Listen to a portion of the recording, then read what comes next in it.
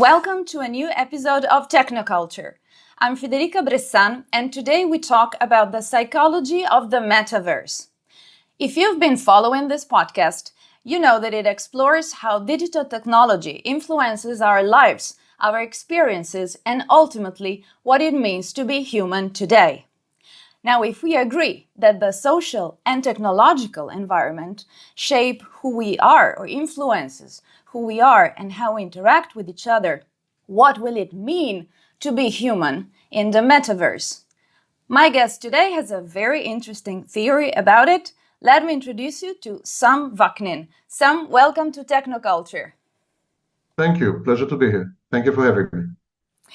Are you feeling human today? I never feel human. That's beneath me. You are the author of Malignant Self Love, Narcissism Revisited, a former visiting professor of psychology and currently on the faculty of CIAPS.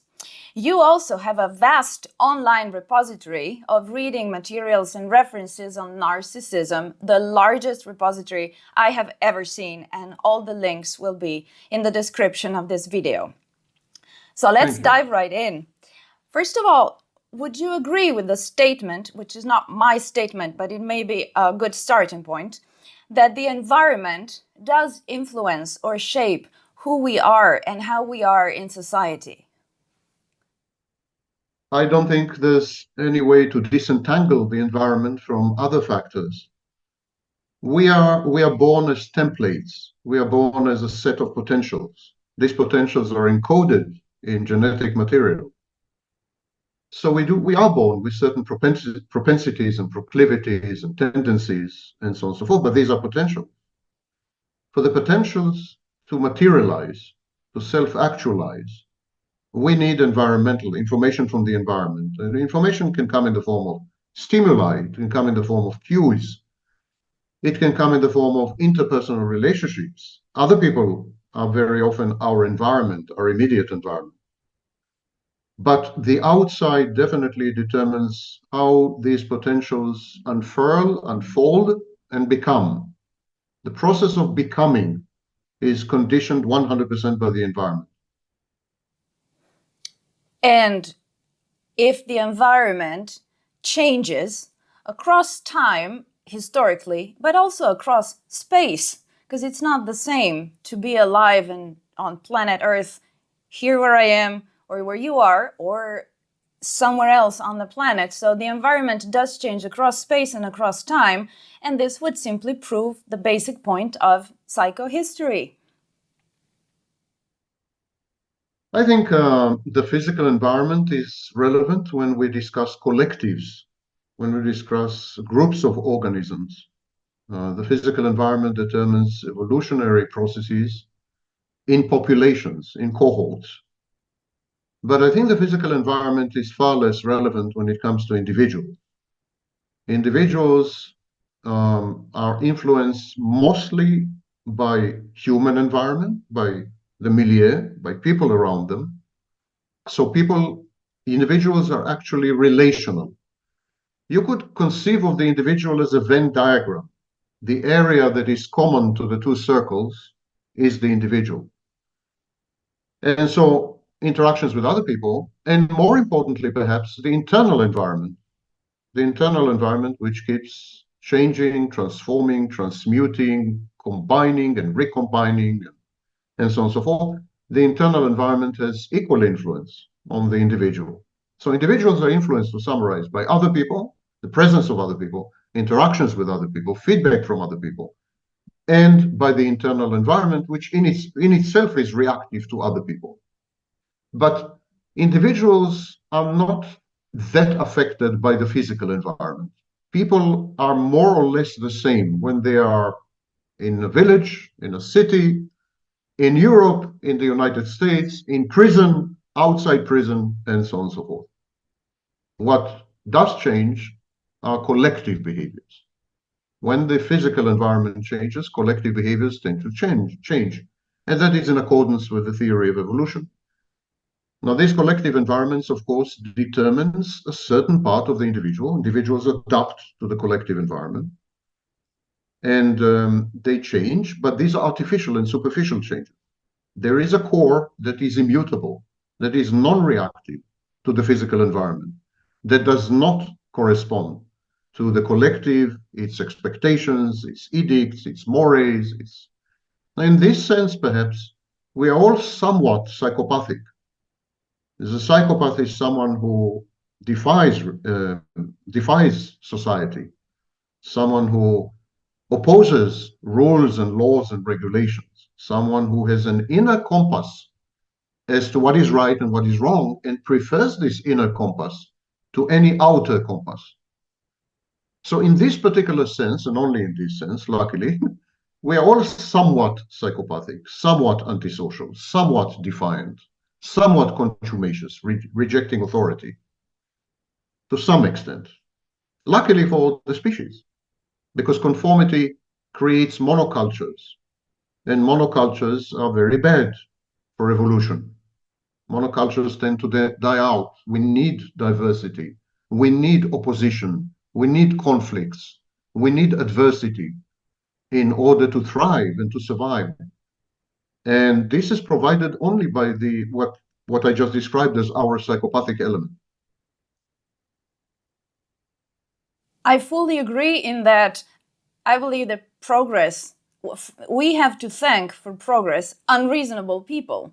Someone who said, I'm not okay with how things are, or I'm sick of doing this by hand. There needs to be a better way. So I understand what you're saying. I don't know that I would use the word psychopathic, because you go and use this very negative term for something that is maybe functional, but this is where things get so complicated immediately. Nowadays, there is much focus on the individual psychology. It's my problems, there's something wrong with me. But what we have said so far already proves that whatever I'm going through, I should always be looking at the broader picture. Even to understand myself, I need to see the outer layers. And this is very relevant to today's topic, because we have to define environment to then get to define what kind of environment would the metaverse be. Or can we include the cyberspace already? Because the metaverse technically is not there yet. We don't really live there every day. So it's speculation how we will be in the metaverse. So let me ask you this, just to fix some clear ideas. When you talk about the metaverse for today's topic, do you include the cyberspace too, how we are online? Cyberspace is a primitive variant of the metaverse, because it is immersive. When you spend 8 to 12 hours online, then you are in a metaverse of sorts. You're divorced from reality. And this is the case for the majority of people under age 25. People under age 25 spend an average of 8 hours a day online or playing video games, if you combine the two activities, online or playing video games. By comparison, they spend 1.3 hours a week reading printed material, and another 5 hours more or less on television, watching television. So yes, I would say that the younger generations, let's say under age 35, they are already immersed, they're already embedded in an immersive environment that has very little to do with reality as we conceive it offline. And in this sense, the metaverse is here. It's very primitive, it's very disjointed, it does not provide a continuous and contiguous experience. It is not seamless. There's a lot of work to be done, but there is already a captive audience, a group of people who are addicted to being away from reality, addicted to fantasy. True. Yet, during the pandemic, many people had to interact on Zoom, and they lamented actually having to do this kind of interaction. They couldn't wait to go out again and interact face to face with people. So I didn't. That's not what the studies show. I'm sorry. The studies show that people by far prefer to not have face-to-face interactions. especially younger people. And other studies show that people prefer to not return to physical workplaces in order to avoid their colleagues. That's the main reason given. Oh, So yeah. about 70% of people under age 25 say that they far prefer electronic or digital interactions to face-to-face. So they'd rather not have face-to-face interactions. The frequency, for example, of sex, physical sex, which is a proxy, the frequency of physical sex has gone down by 35% among the young. So younger people are having less sex than my generation, for example, and with fewer sexual partners. Promiscuity is a myth. There is sexual recession, actually. And about 40% of workers say that they would resign if they were forced to return to the office. And when they ask why, they say it's because I don't want to be in touch with my colleagues. So I think the pandemic revealed to us that we are essentially asocial creatures, not antisocial, but asocial. Society is therefore society, the concept of society, the structure of society, is therefore an imposition, an unnatural imposition. We are lonely creatures. We are solipsistic. We much prefer to be alone. Hunters-gatherers were very small groups. It is when we started to urbanize, or actually when we started to have the agricultural revolution, that we were coerced into bigger units, bigger social units. But that's a very recent development. Our species is 1.2 million years old. And our species has spent time in societies only in the last 10,000 years. So it's a very recent development, and it's not normal, not natural, absolutely not. No, absolutely. I largely share that view. In fact, I didn't, naively mean to imply how we all love to be among other people. It is by theory that we are more asocial than we are social. Probably the sweet spot is not we all want to be hermits and alone, but just with a small group of people. I've had different experiences in my life where I read books like Charlotte Bronte that didn't have a large social group around her. And when she went to London to meet her publisher, it was a shock to see all those people, which is the same shock I think I had right after the pandemic, the first time I traveled to Rome, a big city, because it shocked me how many people I had to ignore. And it's not normal. So I'm sure that transitioning from more rural spaces or in any event places where you don't meet many people and always the same, like your group always, and then you meet this large other group of people, someone must have thought, oh, this is dehumanizing because you have to ignore all these people. We're becoming less human. We just walk past each other in big cities. There's something unhuman about Well, that. the statistics are pretty clear. 42% of adults in industrialized countries haven't had a single encounter with another human being in the preceding year. And that's 42%. And in 1980, an average adult in industrialized societies had between 8.9 and 10.1 good friends. That's in 1980. Today, the number is 0.9. So from 10 good friends to 1 good friend, if you're lucky. That's the average. That means that about half don't have any friends at all. 0. That's the situation. Now, is this a choice? The only relevant question is this a choice? Or is this some kind of change in the environment, in technology, in this and that, which has caused this process of alienation and estrangement and isolation and solipsism and hermeticism and schizoid behaviors, as we call them in psychology? I believe it's a choice, actually. I believe we are asocial creatures. And if we were able to attain self-sufficiency, self-containment, and so on and so forth, we would rather not have anyone around, not even one. We would rather live all alone until we die. I believe this is the default condition. I do believe, as I said, that processes such as urbanization and to some extent mass media and so on, so on, coerce us into larger social units and structures. And this is, I think, the reason for the anomie. This is the reason for the collapse of modern societies. The reason for the collapse of modern societies is that we were forced to live unnaturally against our nature. We were forced to become social beings when actually we are not social beings. Aristotle was wrong. We are not zoon politikon. We are not social animals. We are just animals. And the vast majority of animals, while they do move in herds and they hunt in flocks and so on and so forth, actually are pretty solitary. The vast majority of animals are pretty solitary. Um, I'm not talking about collaborating and obtaining goals. We can create ad hoc teams to obtain goals, but that's not socializing. That's not the same as socializing. So we should distinguish between these two. Animals do create ad hoc configurations to obtain goals, such as hunting. But in all other respects, animals are pretty solitary. Mm-hmm.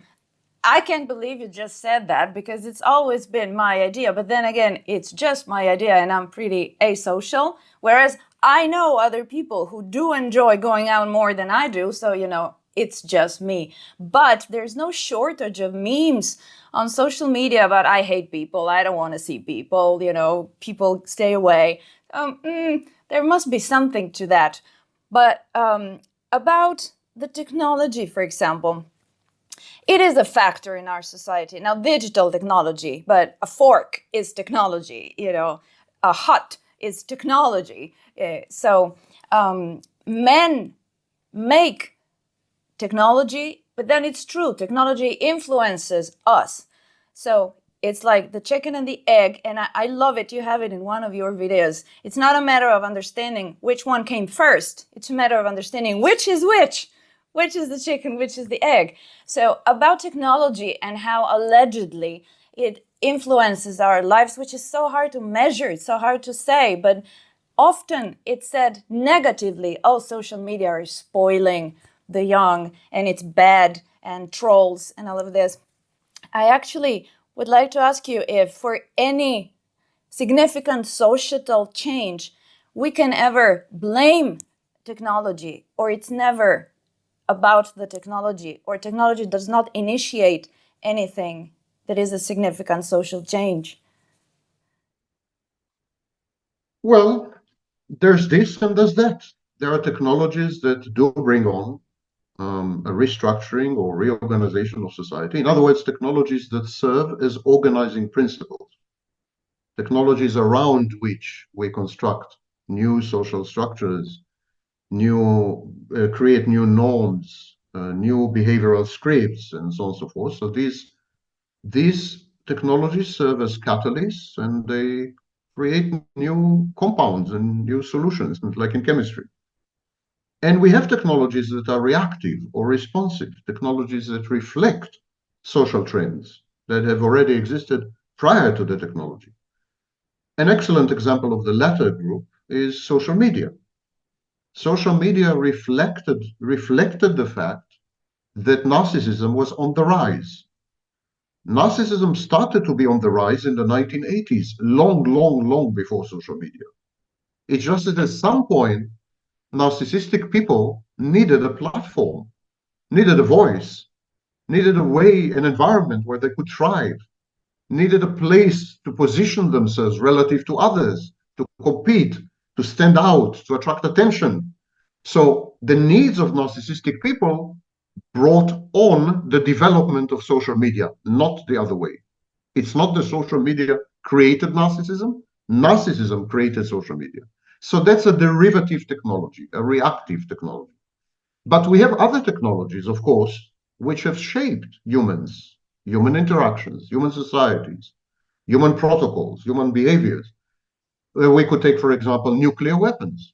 Nuclear weapons have changed the way we conduct war dramatically. We have become less belligerent, actually. War has been democratized and splintered So now the vast majority of warfare is asymmetrical, also known as terrorist organizations. Yeah. We don't have so many big wars. We have many, many, many small wars with terrorist organizations and so on. So nuclear weapons remove the incentive to conduct all-out total war. And in this sense, it was a major transformation because the preceding 10,000 years, everything was total, like war was all out endeavor. There was no constraint, no restraint, no. So nuclear weapons is an example of a transformative technology. We can think of other transformative technologies, but the truth is that 9 out of 10 technologies are reactive, not transformative, reactive.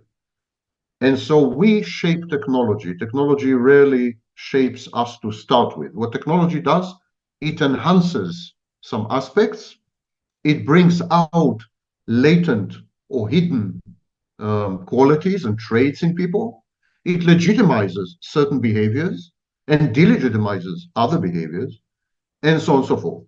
So these kind of technologies become regulators, a form of external regulation. They regulate our internal world, while the transformative technologies become organizing principles. They structure society. It's very similar in biology, but you have chemicals in biology that induce a massive change in who you are and what you are. For example, all the chemicals involved in pregnancy, they create the embryo, then they shape the embryo, and these chemicals help you to become. Without these chemicals, you would never become a human being. So these are organizing chemicals, if you wish. And then you have many other chemicals that actually don't do anything except, for example, accelerate processes. These are known as catalysts or enzymes. Enzymes do this.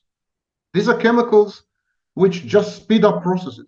They just, they help things move on, move along. Mm-hmm.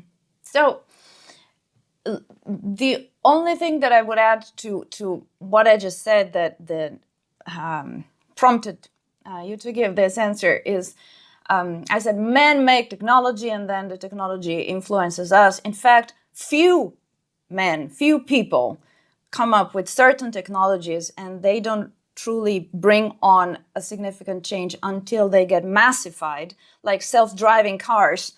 They exist, but they haven't changed the face of the planet yet. I don't own one, but it exists. We have to wait for some more time. So in fact, all those people who, as soon as the first social media platforms were available, started sharing their dinner, which shocked me. I didn't know that humanity was waiting for that. They didn't make that platform. They were given that platform and sort of collectively chose to use it that way. So I understand what you're saying, that it's not that technology generates something. It's already dormant, and then you have a way to express that. Let's put it this way. Let's put it this way. These people wanted to share their dinners, but they couldn't. And then the technology catered to their wish. These people thought that their dinners are cosmic events, amazing things that should be documented for posterity. And then social media That's catered to the this. narcissistic part. Like my dinner is so important. Yeah. And all these changes, regardless of what they are, we can talk about the metaverse or today or what happened in the 1900s. Are they out of our control? Because nobody's really guiding this and steering. But once the process is started, snowball effect, there's no stopping. So those social media are ruining us. And I'm always like, yeah, well, who's in charge? Do we have power over who we are, technologies that we use? And it seems out of our control, almost to the point of saying, which I'm often critical about, like we talk about technology as it just happens. And we are, on the receiving end, and poor us. Yeah, we share our dinners, and this is society today. I wouldn't be so passive, but yet again, these large phenomena seem to be out of our control. I think it's even deeper than that. Yes, I agree with your observation, but I think it's more profound than that. I'm a technophobe, philosophically. I'm a technophobe. I think I cannot recall a single technology that has led to positive outcomes. Not one. And that includes the invention of the arrow and the wheel. And the I cannot wheel. think of a Okay. wheel. I cannot think of a single technology that has had long-term positive outcomes. Take the agricultural revolution, for example, the agricultural revolution in the 60s and the 50s, in the 60s. It led to a total destruction of the soil all over the world. The soil, the arable soil, the soil that can be used for agriculture, is totally ruined nowadays, all over the world, in India, in the United States, you name it. Take, for example, I mentioned the wheel. The wheel is a great example. These inventions, the wheel, the arrow, the slingshot, these inventions allowed us to multiply. In general, the main function of technology is to allow us to multiply, to reproduce more efficaciously, and to populate more parts of the world at the expense of other species. Is this, in general, a good idea? I'm not quite sure of that. And actually, the environmental movement, the philosophy of the environmental movement is that it's not such a good idea, that we have overpopulated the planet, that we are destroying the planet, and by implication ourselves.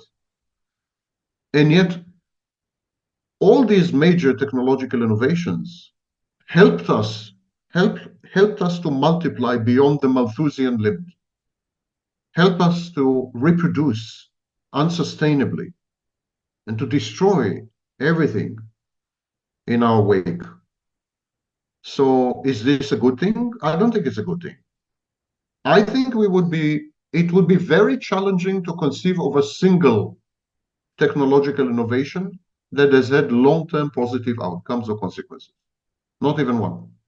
And that includes modern medicine. Modern medicine is keeping people alive who should have died. Modern medicine is eugenics. It's a form of eugenics, but reverse eugenics. Modern medicine is the reason.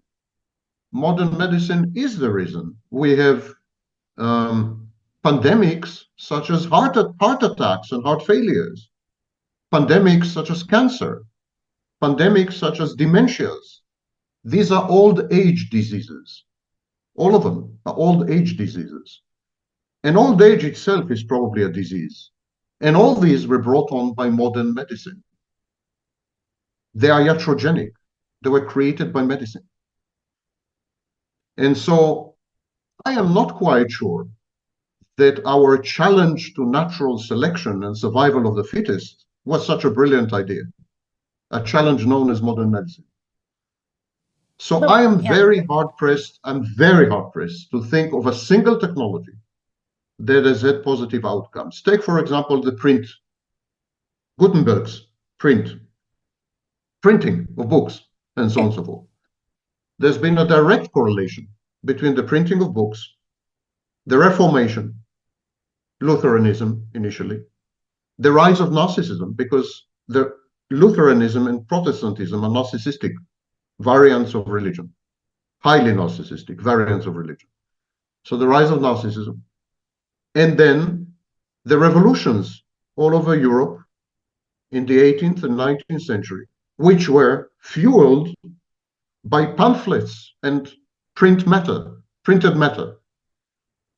And these revolutions didn't bring on a time of tranquility and peace and prosperity, and these revolutions led inexorably and directly to Auschwitz and to Stalin and to Mao. So you could easily draw a line between the democratization of print and Nazism, fascism, communism, and so on and so forth. This is the technology that enabled these philosophies and ideologies. I'm a technophobe in this sense. I don't think we've ever controlled any technology. Hmm. It's just we are deceiving ourselves. We have never controlled any technology. Technology has controlled us and led us down. Yeah. I think I take issue with a couple of small things you said, which I do want to address. I also want to move forward in the conversation. But I think, Feel free to disagree. It's the essence of dialogue. no, well, facts prove what you just said. So I don't disagree. I just believe that when I was carrying things on my shoulders and I was sick of it, I was the unreasonable woman of that time, and I said, I need a better way. And I come up with the wheel, for example. That does not imply I wanted to make my life better, my life here. That doesn't imply that I had to multiply. That kind of a byproduct, a side effect. Even the invention of print, I don't think that leads as a consequence to Nazism. You're skipping something in between there, or you're just saying that whatever technology we are given as humans, some of us, not all of us, will just use it badly, which is what can go wrong. No, you're both committing a fallacy and not completely up to date when it comes to your history. The Right. fallacy is that what is beneficial and what is a utility on the individual level is not always beneficial and utilitarian on the species level. The well-being and the good of the individual are not the same as the well-being and the good of the species. For example, each and every one of us would like to reproduce and multiply. That would make us feel good. Well, some of us make us feel good, and but it's very bad for the species. The species needs us to die. The species needs us to pass on. The species needs to not waste enormous resources on healthcare, for example. It's a huge waste of resources on the species level. Of course, if I get cancer following this conversation, I would like to prolong my life by another 5 to 10 years in order to have another conversation with you. But that would be good as far as I'm concerned as an individual. It would be a waste of resources as far as the species. So this is the fallacy. And a bit of in the example that you have chosen, a bit of a lack of knowledge of history. The print revolution absolutely started off as a form of rebellion. The idea was to translate the Bible into vernacular languages, so as to abolish the monopoly of the Catholic Church via its ownership of Latin, which no one spoke anymore. So the mediation of the priests, the mediation of the clergy, was perpetrated and perpetuated via the Latin language. So the idea was to translate the Bible into vernacular languages such as English and German, what have you, and then print as many copies as possible and distribute them to the people. The print revolution was an integral part of the emergence of the Reformation, absolutely. And the Reformation is narcissistic, led to narcissism. That's not unfortunately, that's not my idea. That's the common view of Protestantism, because Protestantism emphasized the individual and the individual's relations with God. And Protestantism came up with the concept of a chosen individual, an individual chosen by God. And Protestantism came up with the work ethic, the Protestant work ethic, where if you are rich, it means that you have been blessed and chosen by God. All the elements of narcissism are in Protestantism, 100%. So, and that's not unfortunately, not my original insight. So, yes, there is a direct line between the invention of print, the attack on the Catholic Church as an institution, the rise of Reformation, narcissism. There's a absolute direct line. There is no denying, however, cannot be denied, that printed matter was used in all the major revolutions. This was the medium through which revolutionary ideas were communicated. It was a viral vector of revolutionary ideas. Das Kapital is not a musical. Das Kapital is not a movie. Das Kapital is not a streaming service. Das Kapital is a book. Long, big, boring book. But still, it's a book. Everything was communicated through printed matter. And so it's exactly as we cannot deny the role of Twitter in certain social movements and revolutions in the past 20 years or 15 years. We cannot deny that Twitter has been very instrumental in the Arab Spring, in Egypt, for example. So that's what I was trying to say, that it's not true that these technologies were abused by a small minority of people. These were mass movements. These were gigantic mass movements. And people were using printed matter as a way to mobilize, as a way to incentivize, as a way to communicate, as a way to plan, as a way to act together, and so on and so forth. This was the glue that held people together, printed matter. So we cannot minimize the role of printed matter in the disintegration of Europe and what came after that, which was essentially the counter reactionary forces, such as Nazism and fascism and so on. We have been indoctrinated and brainwashed to believe in paradigms. And then we find it very difficult to step outside the paradigm and investigate it as rationally as we can. So, for example, the paradigm that growth is always good, the paradigm that economic growth especially, the paradigm that progress is linear and not cyclical, the paradigm that technology is a solution, or at least a potential solution to our problems. Absolutely. Technologies. All this, the paradigm that urbanization is an indicator of progress. So if we talk about whether one country is more advanced than another, we would say it's more urbanized. These are all paradigms. These are not realities. We impose them on realities. We can definitely feel free to challenge them. Oh yeah, that every problem has a solution. Yes, or every problem has a solution. Every disease is a cure. Yeah. Absolutely. I mean, we are smarter than that, at least in this room. You are maybe. Yeah. Oh no, actually, in another of your videos, because I did prepare for this interview, you challenged the very use of words to define things. How does the use of the word space influence how we think and study space? So I'm there, right with you. I'll push back just a little bit because I'm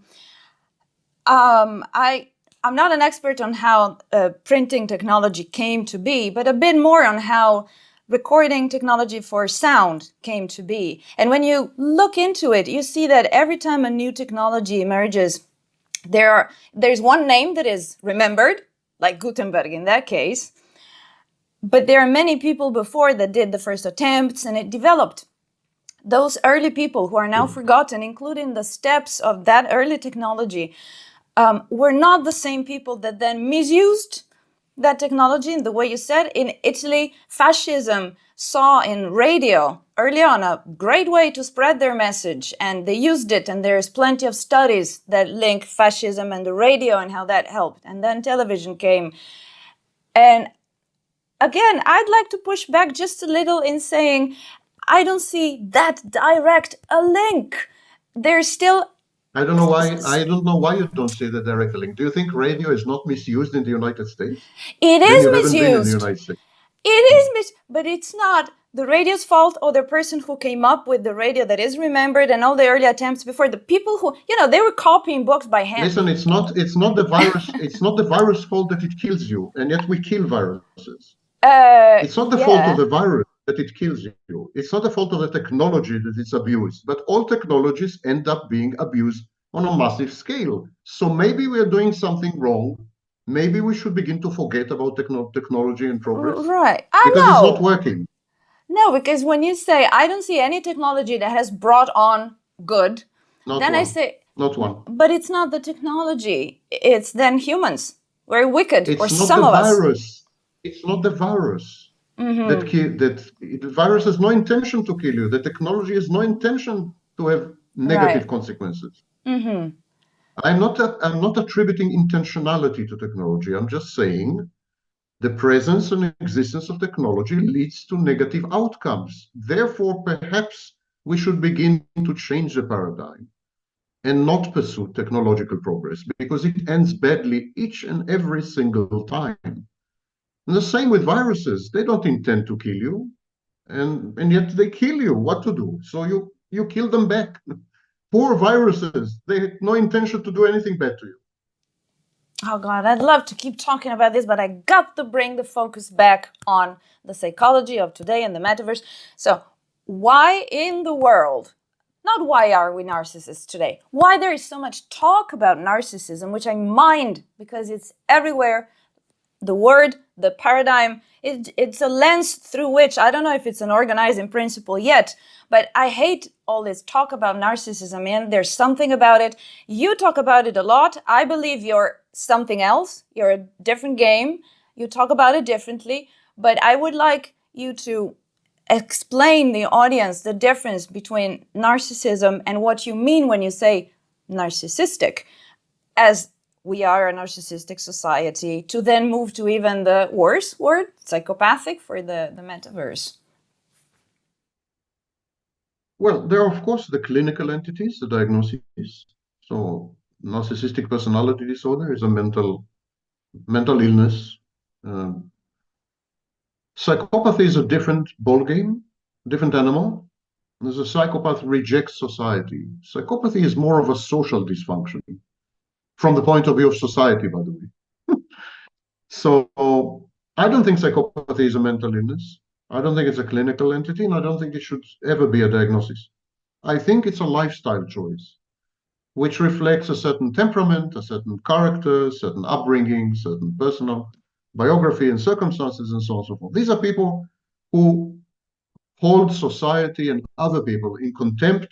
They reject authority and laws. They believe in their own navigation system. They frown upon social mores and so on and so forth. They're defiant, they're reckless, and so on. None of this is mental illness. These are just people who are bad for society. End of story. Society has no right to pathologize people it does not like. And in many, in someone can be a psychopath in one society and a hero in another. So in Nazi Germany, someone who was hiding Jews was a psychopath, and a hero. And the same with Assange. Many people would say Assange is a psychopath, and others would say he's a hero. So a diagnosis that is open to so much interpretation, it is culture bound, dependent on culture and society, and period of time in history, that's not a diagnosis. That's nonsense. But narcissism is not the same. Narcissistic personality disorder is a real thing in mental health terms, in psychological terms. It's a real thing. And so there is this, and there is narcissism as you use the phrase organizing principle. Narcissism is a way to make sense of our world, to make sense of events, to make sense of the behavior of people, to make sense of decision making, to make sense of choices, to make sense of the future, to be able to predict the future, and so on. So, in this sense, narcissism is an organizing and hermeneutic explanatory principle, and a very powerful one. It yields very accurate prediction. And so that's why it's become popular. And people in an age of victimhood, sociologist Bradley Campbell said that we have transitioned from the age of dignity to the age of victim. In the age Amen. of victimhood, I think we have. And the age of victimhood, narcissism is very handy because it allows you to demonize people you don't like, people you consider abusive. And by demonizing them, it allows you to angelize yourself. They are demons. I'm an angel. And I'm an angel, and I've been victimized by the demons. It's a morality play. We are back to the Middle Ages. It's a medieval morality play with narcissists in the role of demons. So there is a superimposed religious tone or undertone to the way narcissism is used even online. Even when you go online, you see a typical YouTuber spreading loads of nonsense and misinformation and so on and so forth. And this specific typical YouTuber would cast the narcissist as some kind of diabolical entity, some malevolence Yeah. reified, a malicious conspirer against humanity.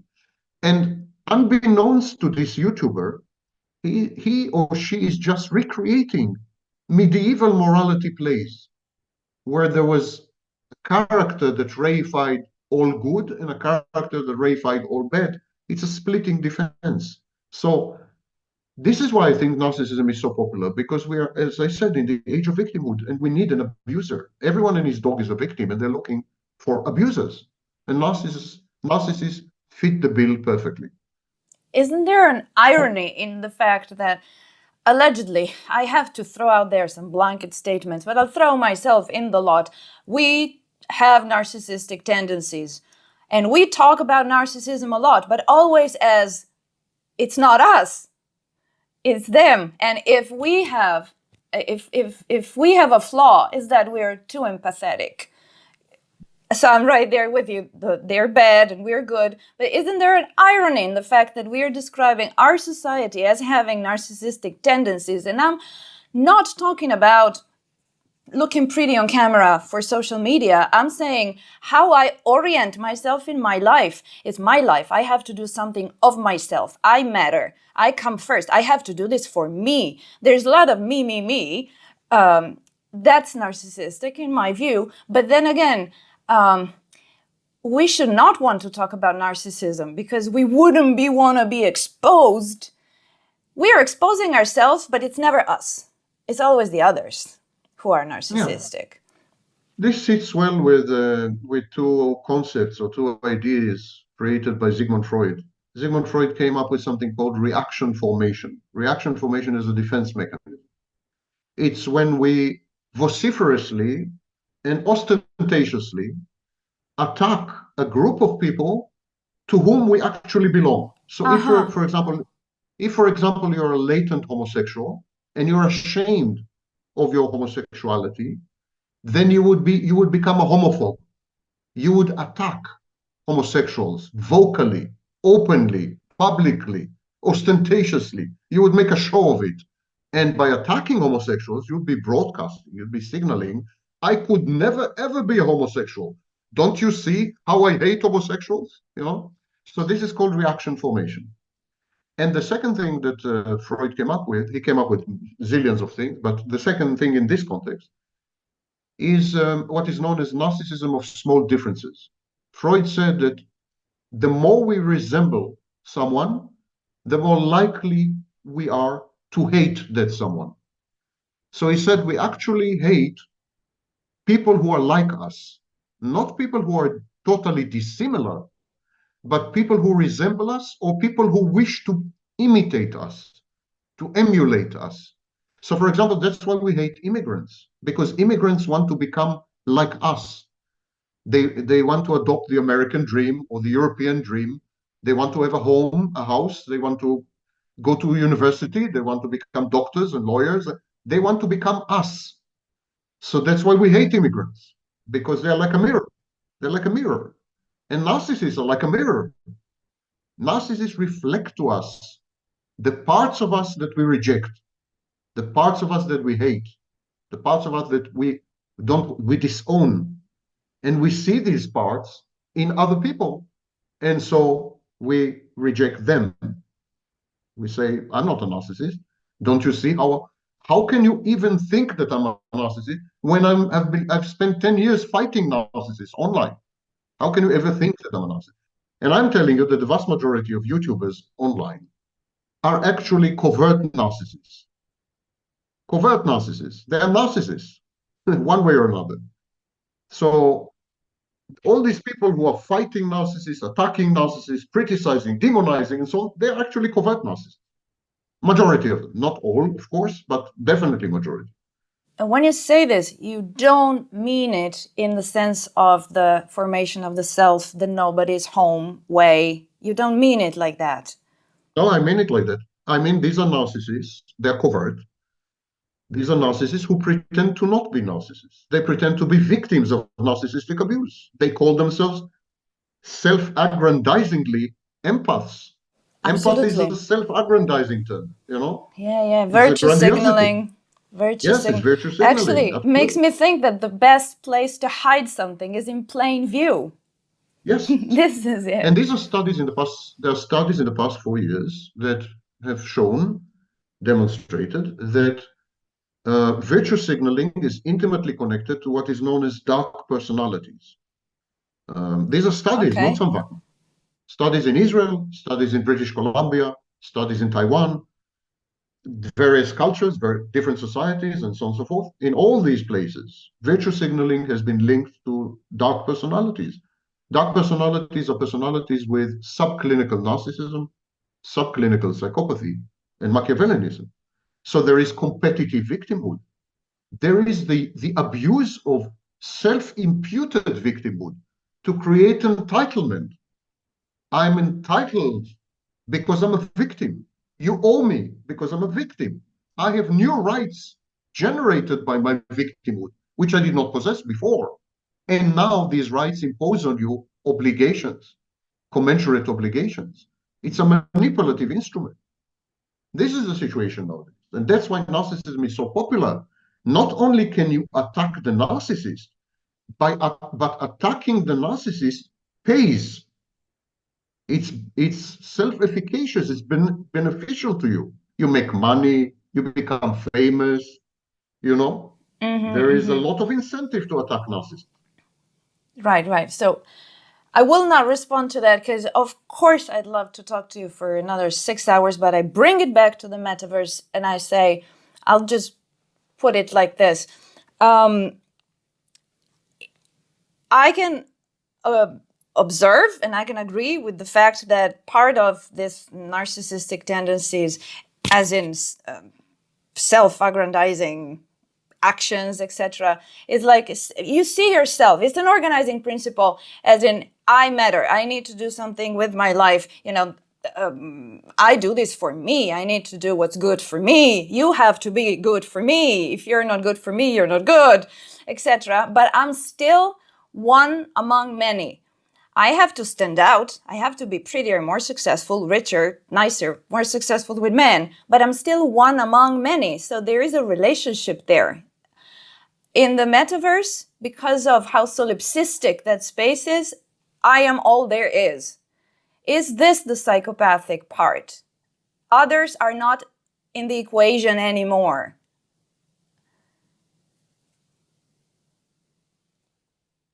The metaverse is a serious threat, possibly the most serious threat until now, in terms of empowering technologies that could lead us astray into very, very bad outcomes. And that is because the metaverse represents a commodification or commoditization of reality. So until now, we have had the attention economy, where we monetize attention. We convert attention to money. We convert your eyeballs, your surfing habits, and so on. We convert them to money. And now we are entering a period where several high-tech giants are trying to take over reality, create an alternative to reality, and monetize that alternative. So this is a war on who will control your reality in the future. Right now, there's a war who will control your attention. Before that, there was a war who will control your wallet, your money, consumerism. The next war is who will control your access to reality. Who will control the reality that you see? In short, who will control your reality? So it could be Google, it could be Facebook, it could be Amazon, maybe, it could be, one of these. And when you subscribe to their metaverse, they will control the way you perceive reality. And they will be able to channel you or redirect you, if you wish, into an alternative reality, which is very profitable to them, or which caters to some needs of yours, and so on. So this is a war on who controls reality. That's the first element. The second element, even in the metaverse, there will be collective activities. People will acquire avatars and they will interact through avatars and so on and so forth. There will be collective activities, but it will all be in what we call a paracosm. A paracosm is a fantastic space that does not have to share anything in common with actual reality as it is unfolding and happening. So you would be shunted into an alternative virtual reality, and then you will have to obey the rules of that reality, the natural laws, the physical laws of that reality, as well as the social laws of that reality. And the problem is, it would change your psychology. You remember we started the conversation by talking about the influence of the environment. And I said that the physical environment has an effect on collectives, but the mental environment has an effect on the individual. The metaverse is mental, is not physical. It's not a physical environment. So it's going to change your psychology. It's going to recondition you, reshape you, reframe you, create a new you. Now, you would not feel it. It would be glacial and incremental. But before you know it, you're going to be estranged from yourself. You're going to not recognize yourself anymore. You're going to be totally alien, a stranger to yourself, a process known as estrangement. We already have a metaverse in action. It's known as shared fantasy. When the narcissist starts to have a relationship with you, he creates a fantastic space. He creates a story, a narrative, a fantasy. And the condition for having a relationship with a narcissist is to accept the fantasy as real, to pretend together with the narcissist that his fantasy is not a fantasy. It's actually reality. And that reality is wrong, is erroneous, mistaken. So we do have an experience with metaverses. Absolutely, a relationship with the narcissist is a metaverse. So we know that it ends very badly. We know that it ends horribly. Tell me about it. Yet, metaverse, we could expect to, in the metaverse, not the relationship with the narcissist, the metaverse, to go in and out of that space. We don't know. We don't know. You're right, yes. But in You're and right. out. But I don't think it will be the case.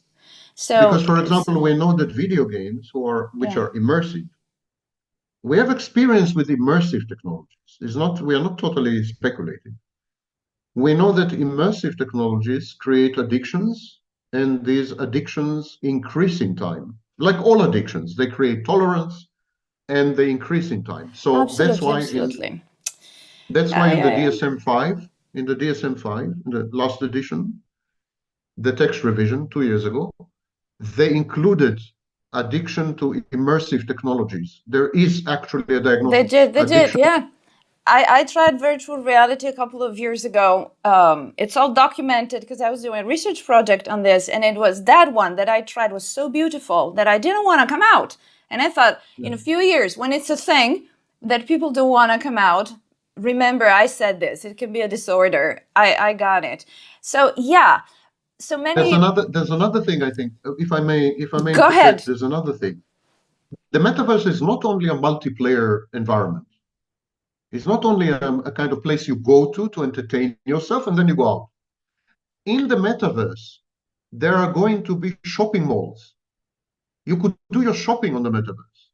You will go to work in the metaverse. Your company will have a virtual office in the metaverse. So you will go to work in the metaverse.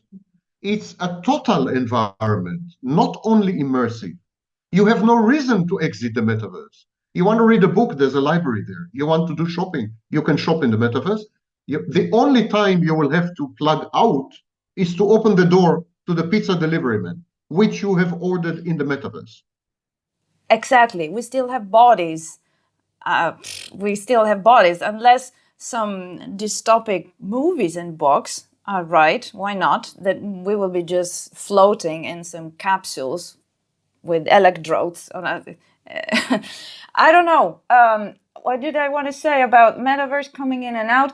That I believe that there will be a psychological change, but if anything, because it's going to happen in enough years and decades that I'll be dead and new generation will be born into that. Like, I have no clue how someone born now or 10 years ago experiences reality because we have mobile technology.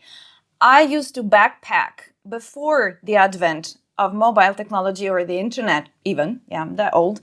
And when I traveled again, then I thought, well, it's not the same. I talk to my friends all the time.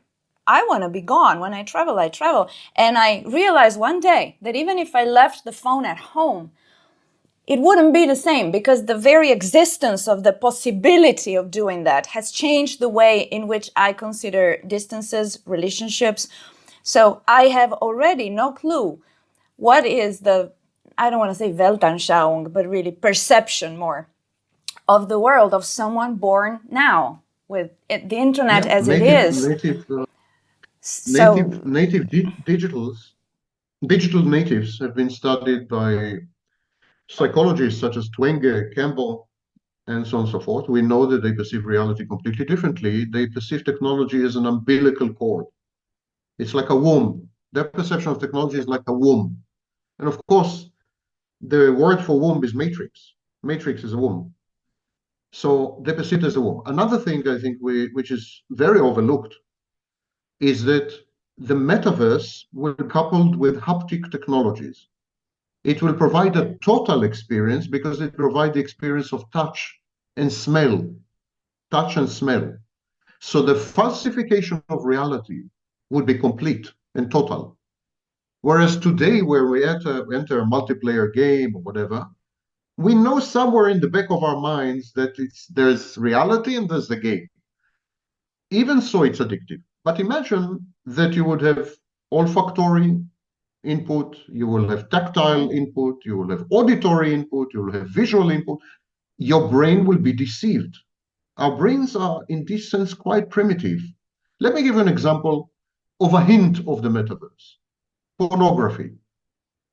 Our brains cannot tell the difference between an actual sex act and pornography. Cannot. Which is why pornography is extremely addictive. When we watch pornography, that is especially true of men, by the way. The men react to visuals much more than women. Women react to speech or to text. Men react to visuals. To narratives, storytelling. Yes, women. Women prefer narratives and storytelling and so on. Men prefer visuals. Even partial visuals. Even a part of a body represents the totality. Synecdoche. So when a man watches pornography, his brain interprets it as actual sex. Now imagine pornography that comes with haptic, with a touch, sense of touch, smell, holograms, and audio that comes from all directions. The brain will not be able to tell that this is not real sex, period. And it's much preferable to sex because the partner is controlled. There's no risk of persecution if there's a complaint. It's a much preferable alternative to real sex. And the brain is totally satisfied. There's no feeling that you have missed anything. Yeah, Nothing. It doesn't have to be the only sex there is. I mean, the sky's the limit. Why would any man risk having sex with a real woman if he has the exact level of satisfaction and gratification with a digital electronic version? I fail to see any motivation except rapists, except rape for rapists and so on. This is not speculation. We already know from studies that among certain generations, there is a preference for pornography over actual face-to-face encounters. But we know that. When you say, why would any man have sex?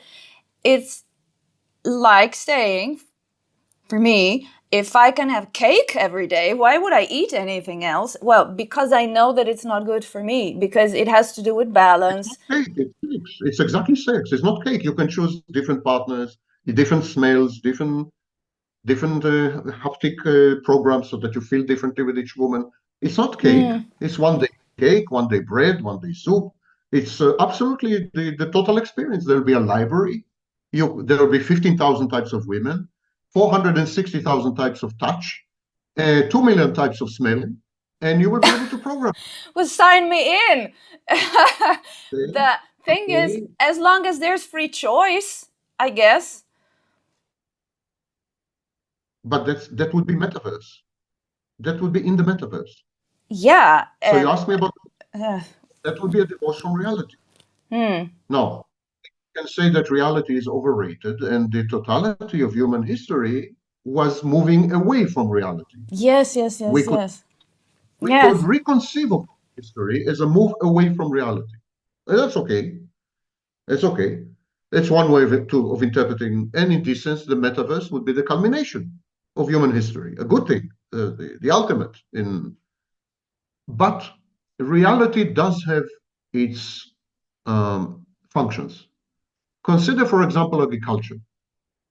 Agriculture fosters intimacy because you're intimate with the land, you're intimate with the soil, you're intimate with other animals, you're intimate with it. It's intimacy. Agriculture is an extremely intimate activity. Immersive. Agriculture immersive in many ways. Agriculture forces you to delay gratification. You sow today, you reap in 6 months. You must delay gratification. Agriculture forces you to plan. You need to plan in order to accomplish, harvests and so on. So agriculture, also agriculture fosters collective activities. So agriculture, which is reality, no one would say that agriculture is virtual. Agriculture, which is reality, has many advantages that would not be available and cannot in principle be available in any digital or electronic version of reality. So the new reality, the virtual or digital reality, escape from actual reality, the fantasy option, is problematic because, after all, there is a physical environment with tornadoes, with climate change, with hurricanes, with fires. There is a physical reality. And if you immerse yourself in a universe that is fantastic and doesn't teach you the basic skills to cope with the physical reality, at some point you will go extinct as a species. As simple as it. Of course, whatever we do, how much we sophisticate these technology, we become software. We will always be running on a hardware, which is the planet, of course. Yeah. I'm right there with you. Reality is overrated. I would like to specify traditional agriculture because I've had podcast episodes on growing crop in space, with the new technologies. So the old days agriculture, right there with you also, with nature and how it teaches us lessons. Since we have a couple of minutes left, I would like to kind of clarify once again this thing, not because I'm obsessed with it, just because it's too big a concept to leave vague at the end of an episode that deals with this, which is this psychopathic tendency. Evolution allows for every flavor of human beings that we see around us, including the maladaptive strategies, all of them, narcissism. So that's interesting that evolution would allow for all of those things to happen. Maybe there's a space. And in the particular case of psychopathic people, you think that it's society that doesn't like them. But first of all, do you really think that it could be a good way to be like that? And what traits exactly you think that will become dominant or we spread in society that are described as just this lack of empathy? What is the next? What is to be expected? What do you mean? Because it's such a bold statement that it's also a slogan, but you have to unpack it just a little bit. What do you mean that we will be psychopathic in the metaverse? What traits? if we go back to the way psychopathy has been defined 200 years ago, when people start to study psychopathy, they defined it in social terms. They said that it is a moral disorder, a character disorder. They didn't say it's a mental illness. They said these people are not moral. They have a bad character. They don't fit in. They don't conform. They disobey the laws. They cannot be relied on. They're not predictable. They're not team workers, and so on. So, and I think we should go back to that definition. I don't think it's a mental illness. It's an incapacity to act socially, either because of disrupted socialization process in childhood, or because of genetic predisposition, it's possible, or whatever the case may be. These people don't work well within societies. Now, in the metaverse, or in future technologies, not only the metaverse, immersive technologies, you wouldn't need to work with people. You wouldn't need to work with people. You could opt, you could choose to become your own universe, as you said, solipsistic, no, totally self-reliant, self-sufficient, self-contained, self-referential, and so a law unto your own, and so on and so forth. And because people are constitutionally asocial, in my view at least, many people will find this very attractive. So in real society, in reality, in the hard world, you cannot choose to be asocial because this is a huge cost, huge personal cost. So you fake it. You fake it till you make it. You pretend to be social. You smile, you talk, this and that. Okay? But in the metaverse, there will be no such constraint. You would be allowed to be exactly you. The psychopathic, asocial side would become more dominant than in real society. You see it, by the way, in today's online world. People online are much more aggressive than in reality, much more violent, verbally abusive than in reality. Why?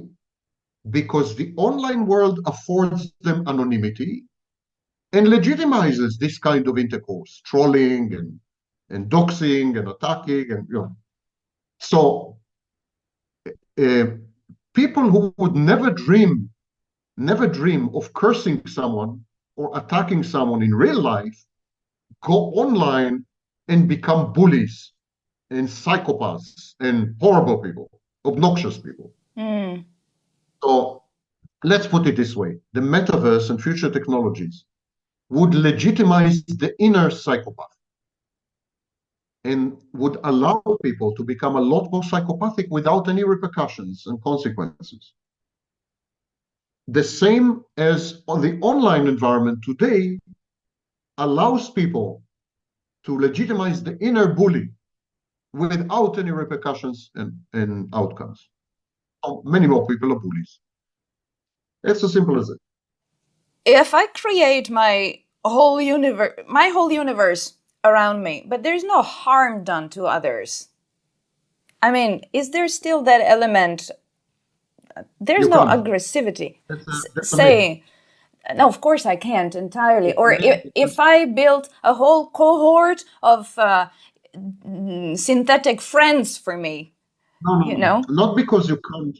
When I say you can't, I don't mean technologically. Of course, technologically you can isolate yourself and not have any intercourse with anyone and not affect anyone. But you can't because of the psychological spillover effect. If you behave as a psychopath for 8 hours a day, when you exit the metaverse, you would be a lot more psychopathic than others. Absolutely. A lot. Look. So you can't compartmentalize. You can't say I'm a psychopath online, but I'm a very nice, kind, empathic person offline. That's not going to happen. That's why we see huge increase in aggression offline. Yeah. Huge self-directed aggression also. For example, suicide. Huge increase in anxiety, in depression, in suicide, in aggression, and directly attributed to social media by studies like Twenge and Campbell and others. So I mentioned urbanization because I think cities were the first virtual environments. cities were the first experiment at a metaverse. People lived on the land, and they've lived mostly on the land for, like 8,000 years.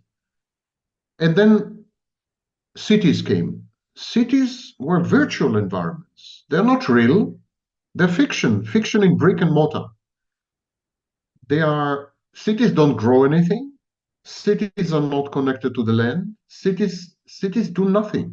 They are exactly like the metaverse. They're exactly like the cyberspace. That's why it's called cyberspace. And so I think we have had experience with a virtual environment, an immersive virtual environment, the city, because you are incentivized to never leave the city. Your entertainment is in the city. You meet your partner in the city. You grow a family in the city. Your education comes from the city. In principle, there's no reason to leave the city. And when you travel, you visit other cities and you compare them unfavorably to your city, of course. And then you return.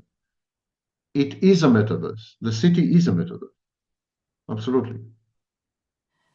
Yeah, a couple of general statements in there, but I should have known walking into this conversation with you that there was no way not to open so many interesting doors to keep doing this. I couldn't even hope to have you on the show today. Now, maybe I dare think that maybe one day we could continue this. We have to wrap it up. So, besides the interesting clarification you just gave, I want to ask, is there anything for today that I didn't ask you about that you would really like to say? Some message you would like our audience to receive? Fantasy is far superior to reality. That's the reality. Agreed. And so given the choice, people will always opt for fantasy. Human beings are symbol processing machines. Most of their equipment is geared towards processing symbols. And we process symbols in fantasy better than we do in reality. Because reality interferes and intervenes and pushes back and is distracting and is, oppositional. And reality sucks. Reality simply sucks. We are beginning to get rid of things that suck. For example, we are getting rid of childbearing and child rearing because children suck. Bringing children to the world and raising them is a horrible activity. No wonder 1/3 of women develop postpartum depression and another 20% develop postpartum anxiety. So now we have reached an age of egotism, an age of me first. And we're beginning to to shed those things that suck. Marriage sucks. Family sucks. Children suck. And above all, reality sucks. This is a great age. It's a great age of desucking, the suction of desucking. And we are desucking the world. Unfortunately, since most things in the world suck, things don't adapt themselves to us, we have to adapt to them. Since most things suck, we have been very busy in the past 3, 4 decades inventing a platform onto which we can escape in a total way so that we can reject the totality of reality without any compromise whatsoever. The dream of emigrating to other planets has a similar component in it. Oh, yeah. Like getting away from it all. Do you know the concept of vacation? It's a modern concept. People didn't have vacation in ancient Egypt. What is a vacation? Getting away from it all. The metaverse is the ultimate way of getting away from it all. And I think it would prove to be irresistible. The only question then remaining, who is going to maintain our bridges and airplanes and computers? Everything is going to decay and decompose like in a post-apocalyptic cataclysm or nightmare. So it's a crucial junction in human history, I think, because for the first time we have to choose between existing strictly within our minds with the assistance of technology and existing outside our minds. And it's very, very tempting to reject everyone and everything outside and to stay immersed inside our minds for good. So much to unpack there. To close this, I will ask, is there a so what after all we have said? Prediction about the future. Yeah, now we're narcissistic and it's bad enough, but you ain't seeing anything yet because the metaverse will bring forth psychopathic traits, etc. Okay, Cassandra, is there a lesson to be learned? Is there anything we can do? Is there anything more? I actually don't regard the metaverse as the biggest threat. I mean, you chose to discuss the metaverse, but if you choose to discuss threats, there are other threats which are much more damaging than the metaverse. Victimhood, for example, is a very, very worrying development. The choice of victimhood as an identity, the choice of victimhood as an organizing principle, choice of victimhood as something that makes sense of life, something to aspire to, a goal, something that defines you. That is a severe threat. Similar threat is a breakdown in the relations between men and women, intergender relations. This is a horrible development, the emergence of the unigender, men with penises and men with vaginas. That is a serious threat to the continuation of the species. And we're already seeing it in the decline of birth rates and replacement rate in many societies and so on. So there are other threats which I'm much more worried about than the metaverse. I think people would escape to the metaverse because they would be unable to resolve the other issues. They would feel as victims and they would become aggressive, and then they would be suppressed and oppressed. They would forego sex and they would forego romance and they would forego intimacy. And so they would have to have it online. So it is the escape from these other problems that would make the metaverse another problem. It's not the metaverse, it's reality that is a problem. The reality that we have created, which is really, really, as I said, sucks. Ah, oh God, I have to ask. Would you agree that there's an element of aggressivity that is the problem? Because to me, being a narcissist does not imply that you have to lash out and be aggressive. And being a victim, by definition, they say you will never be in a weaker position than when you are a victim.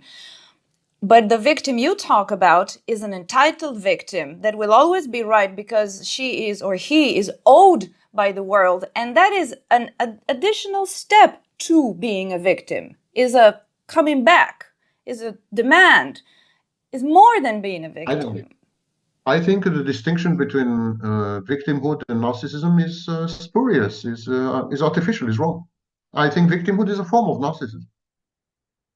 It's simply a form of narcissism. People are proud of being victims. They are vain about being victims. They boast. Their victimhood is a reason to feel unique, to feel entitled, to feel special, to feel that you have the right to exploit others.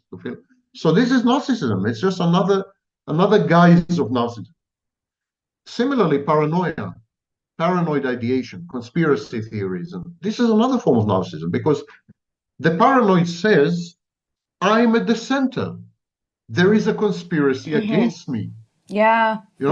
Everyone is conspiring against me. I'm the focus of maligned attention. Why is that? Because I'm special. I'm unique. And similarly, the conspiracy theorist says, I see things that you don't see. I have a much better critical thinking than you do. I am able to analyze things in a way that you could only dream of doing. And now let me teach you. I can be your mentor, your guru, because I see things clearly and you don't. That's a message in conspiracy theory. These are all forms, mutations, and metastases of narcissism. They're all forms of narcissism. It's like cancer. You start having cancer in one organ and you have it in another three. They're all forms of the same social and individual cancer. And this is why people would run away to the metaverse, because it's really getting intolerable out there. It's really impossible to live anymore. It's depression inducing. It's anxiety inducing. Reality has become unbearable. we have created an unbearable reality. There is eco-anxiety, there is geopolitical conflict, and I don't think there's ever been a period in human history as bad as today. Now, I'm aware of the 14th century, of the Black Death. I'm aware of 1930s, the emergence of Nazism and fascism. I'm aware of all this. And yet I say that this is the worst period in human history. Why? Because in the 14th century, as everyone around you was dying, you still had your church, you still had your family, you still had your community, you still had your friends, you still had your city, you had structures that somehow supported you in this horrible, unimaginable experience. Today, we have nothing. Nothing. There's no community, no family, no friends, not even the state. People distrust governments, they distrust institutions, nothing. You're floating in space, you're totally atomized. You don't have any more lovers, intimacy, and it's all dead. So, as far as individual is concerned, this is the worst period in history because you have everything. You have pandemics, you have terrorism, you have wars, you have climate change, you have everything, and no one to support you, no one to afford you succor, no one to truly have you in mind, no one to have your best interest in mind. No, nobody. You're alone. You're all alone. And this is why I say that I think this period is the worst in human history. And so why not escape to the metaverse? What is the alternative that should be so attractive for me to say I will not go into the metaverse? What is there out there? Gaza, Ukraine, COVID-19, crazy conspiracy theories, Donald Trump? What is there for me to,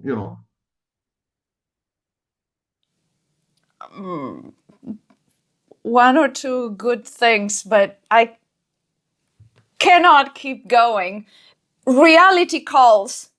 I gotta go and I need to let you go. You've been very, very gracious with your time. I encourage the audience to check out your YouTube channel as well as your website, and all the links will be in the description of this video. Thank you so much for this conversation. Thank you for having me. Thank you. Thank you for having me. Take care. Bye-bye.